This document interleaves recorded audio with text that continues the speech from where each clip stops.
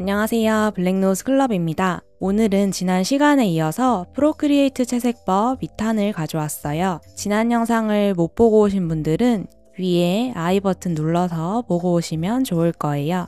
오늘 채색법은 레이어의 기능을 활용한 채색법으로 알아두시면 채색 시간을 엄청 단축시킬 수 있으실 거예요. 설명과 함께 실전 사용 꿀팁들도 같이 알려드릴 테니 끝까지 시청해주세요. 그럼 바로 시작할게요. 1. 레퍼런스 기능 활용하기. 레퍼런스 기능은 참조 기능이라고 생각하시면 돼요. 레퍼런스를 활용해서 채색하는 방법은 크게 컬러 드롭과 선택 툴을 활용한 방법 두 가지로 나눌 수 있어요. 이 방법은 정말 간단해요. 주로 이런 막힌 선이 있는 그림을 채색하고 싶을 때 사용하시면 좋은 기능이에요. 선 레이어를 눌러서 레퍼런스를 켜줄게요. 그 후 새 레이어를 선 레이어 아래에 추가해 줄게요. 새 레이어를 선택하고 채색할 색을 선택한 후 끌어와서 떨어뜨리면 이 레퍼런스를 한 레이어 경계를 기준으로 채색이 가능해요.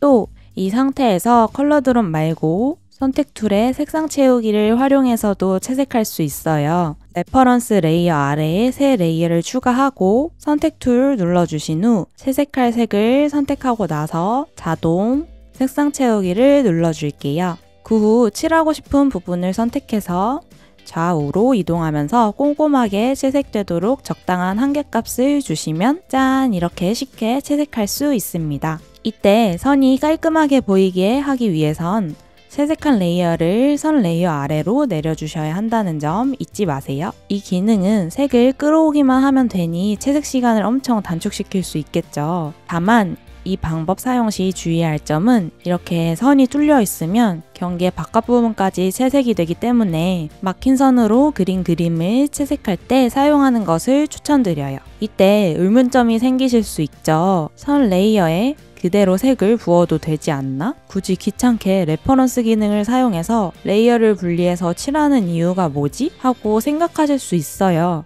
그대로 색을 부어서 채색하지 않는 이유는 나중에 수정하기 편하게 하기 위해서예요. 내가 절대로 다시는 수정할 일이 없다 하시면 상관없지만 작업하다가 선색을 바꾸고 싶을 수도 있고 이렇게 내부에 무늬를 그리고 싶을 수도 있잖아요. 근데 레이어가 분리되어 있지 않으면 이런 수정이 어렵겠죠? 그렇기 때문에 항상 선 레이어와 채색 레이어를 분리하는 습관을 들이시는 게 좋아요. 2. 클리핑 마스크. 클리핑 마스크 기능은 제가 자주 애용하는 기능인데요. 정말 유용해요. 알아두시면 채색 시간 단축시키기 너무 좋으실 거예요. 전혀 어렵지 않으니 천천히 따라와 주세요. 클리핑 마스크는 기준이 되는 레이어 안에만 그림이 보이도록 하는 기능이에요. 이 기준 레이어 위에 새 레이어를 추가한 후 추가한 레이어를 눌러 클리핑 마스크를 클릭하면 이런 화살표가 생기죠. 이 화살표가 가리키고 있는 레이어 안에 들어가는 그림만 보이게 할 거라는 소리예요. 클리핑 마스크를 한 후 색을 칠하면 바깥 부분은 안 보이죠. 클리핑 마스크를 해제해보면 이렇게 바깥에도 칠해져 있으나 클리핑 마스크를 적용했기 때문에 안 보이게 할 수 있는 거죠. 그렇기 때문에 이런 식으로 캐릭터 일부분을 칠할 때나 그림의 음영을 표현할 때 등등 다양하게 사용해 줄 수 있어요. 또는 이렇게 여러 개의 레이어를 기준 레이어 안에 중첩시킬 수도 있어요.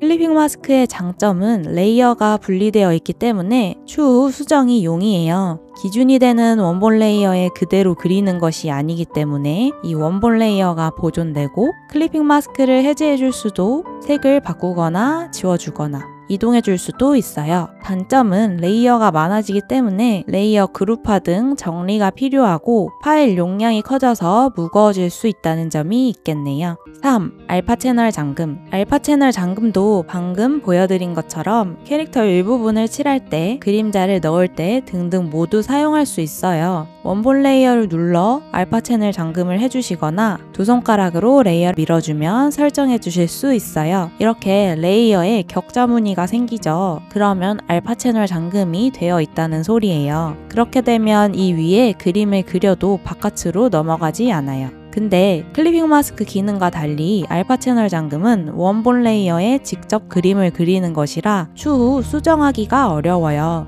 알파 채널 잠금으로 작업한 그림에서 그림자만 지울 수 없게 되기 때문에 덧칠하고 다시 그림자를 그릴 수밖에 없겠죠. 그럼 이 기능은 어떨 때 사용하면 좋을까요? 프로크리에이트는 캔버스별로 레이어 개수 제한이 있기 때문에 레이어 개수를 어쩔 수 없이 줄여줘야 할 때가 있어요. 그렇기 때문에 굳이 추후 수정할 필요가 없거나 수정에 큰 시간이 소요되지 않을 것 같은 간단한 그림을 그릴 때 사용하면 레이어 수도 줄이고 파일 용량도 줄일 수 있으니 좋겠죠? 4. 마스크. 마지막으로는 마스크 기능이에요. 마스크는 해당 레이어에서 원하는 부분을 숨기는 기능이라고 생각하시면 돼요. 마스크는 흰색과 검정색과 같은 회색조 계열만 사용해서 그림을 일부 가리거나 보이게 하는 기능이에요. 그림을 다 그렸는데 일부분만 가리고 싶을 때 사용하면 좋아요. 만약 이런 식으로 그림을 다 그렸는데 일부분만 가리고 싶을 수 있잖아요. 이 나무를 아예 지워버리긴 싫고 가리고 싶을 때 이 레이어를 눌러서 마스크를 씌워주세요. 그럼 위에 이렇게 마스크 레이어가 생기는데요. 이때 원하는 브러쉬를 선택해서 색상 디스크에서 검은색을 선택하고 칠해주시면 칠한 부분이 안 보이게 되는 거죠. 마스크 레이어를 보면 내가 그린 부분이 검정색으로 표시됐죠. 검게 칠해진 부분이 숨겨지는 거예요. 이 부분을 다시 흰색으로 칠하면 가렸던 것을 보이게 할 수도 있고 회색 계열로 칠하면 투명도를 조절해 주실 수도 있어요. 즉, 검은색은 안 보이게 하기, 회색은 투명도 조절, 흰색은 보이게 하기인 거죠. 이런 브러쉬로도 원하는 일부분만 가릴 수 있어요. 직접 사용해 보시면 무슨 소리인지 이해가 되실 거예요. 근데 자주 사용하게 되는 기능은 아니니 이런 기능이 있구나 정도만 알고 계시면 좋을 것 같아요. 자, 오늘 배운 채색 방법 정리해 볼까요? 1. 기준 레이어를 참조하는 레퍼런스 기능을 활용한 컬러 드롭과 선택 툴 채색법이 있었죠. 이 방식의 장점은 편하고 빠르게 채색이 가능하다는 점과 레이어 분리가 가능하다는 점이 있고, 단점으로는 기준 레이어의 선이 뚫려 있으면 활용하기 어렵다는 점이 있겠네요. 2. 새 레이어를 추가해서 작업하는 클리핑 마스크를 배웠죠. 이 방식의 장점은 레이어를 분리해서 작업하는 거라 추후 수정이 용이하다는 점, 기준이 되는 레이어의 일부분을 칠하거나 음영 등을 넣을 때 등 다양하게 활용하기 좋고 그 레이어들을 따로따로 수정하기 편리하다는 점, 여러 개의 레이어 중첩이 가능하다는 장점이 있겠네요. 하지만 단점으로는 레이어가 많이 생기기 때문에 작업하면서 레이어 정리가 필요하고 파일의 용량이 커진다는 점이 있어요. 3. 그 다음으로는 원본 레이어에 작업하는 알파 채널 잠금을 배웠죠. 이 방식의 장점은 레이어 개수를 줄일 때 사용하기 좋다는 점이 있고, 단점으로는 원본 레이어에 그대로 그리는 것이라 수정이 어렵다는 점이 있어요.